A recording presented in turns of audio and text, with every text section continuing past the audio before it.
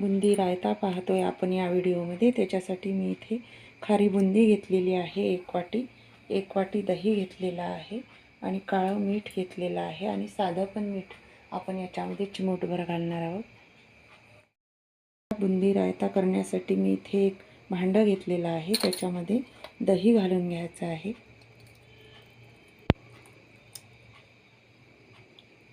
आणि जेवढं दही घेतलेलं आहे तितकंच पाणी आपल्याला त्याच्यामध्ये घालायचं आहे। इथे मी पाणी घालत आहे आणि पाणी घातल्यानंतर दही फेटून घ्यायचं आहे।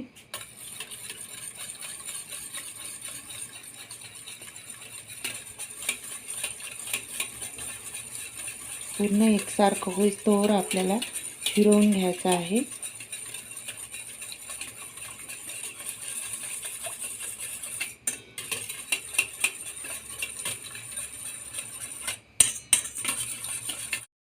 आता मी इथे असं एकजीव करून घेतलेला आहे।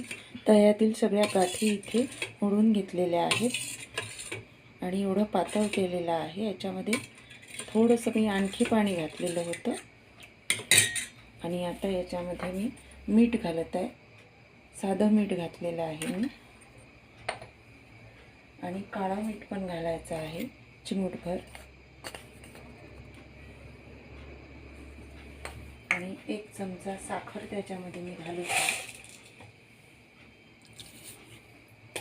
आणि परत फिरवून घ्यायचं आहे। इथे मीठ साखर सगळं विरघळलेलं आहे आणि याच्यामध्ये बुंदी मी घालून घेत आहे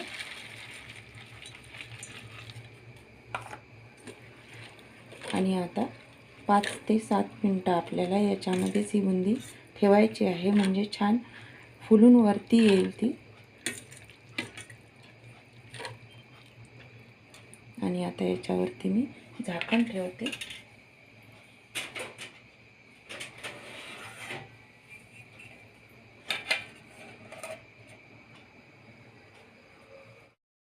आता इथे 7 ते 8 मिनिटानंतर छान बुंदी दह्यामध्ये फुलून आलेली आहे। इथे तुम्ही बघू शकता।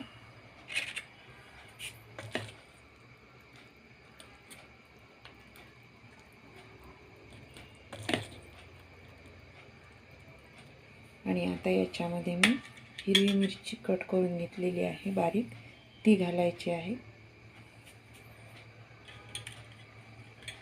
नंतर लाल तिखट घालायचं आहे।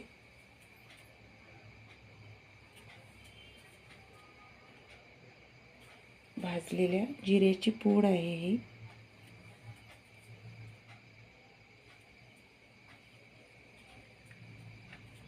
कोथिंबीर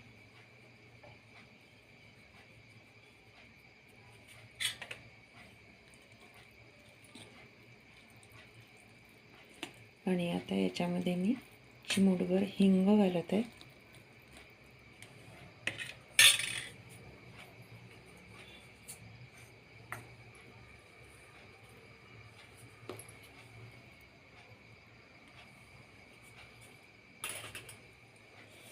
नंतर इथे वाळलेला पुदिना घेतलेला आहे, तो बारीक करून घालत आहे।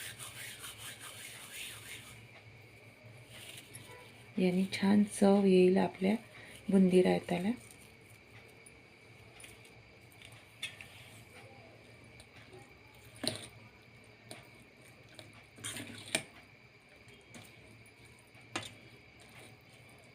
असा आपला बुंदी रायता इथे तयार झालेला आहे खाण्यासाठी आणि हा फ्रीजमध्ये ठेवला तर 1-2 दिवस छान राहतो आणि परत थोडा घट्ट आला की याच्यामध्ये आपण दही पातळ करून घालायचं, म्हणजे छान लागतो।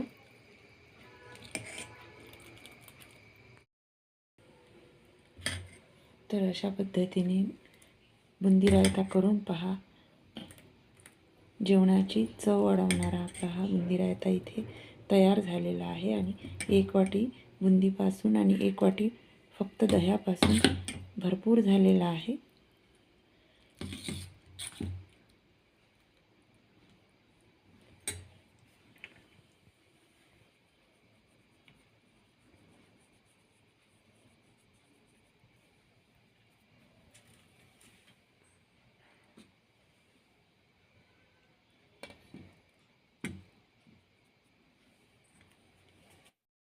इथे आता सगळ्यात शेवटी मी इथे चिमूटभर चाट मसाला घालून घेते, त्याने छान चव येईल.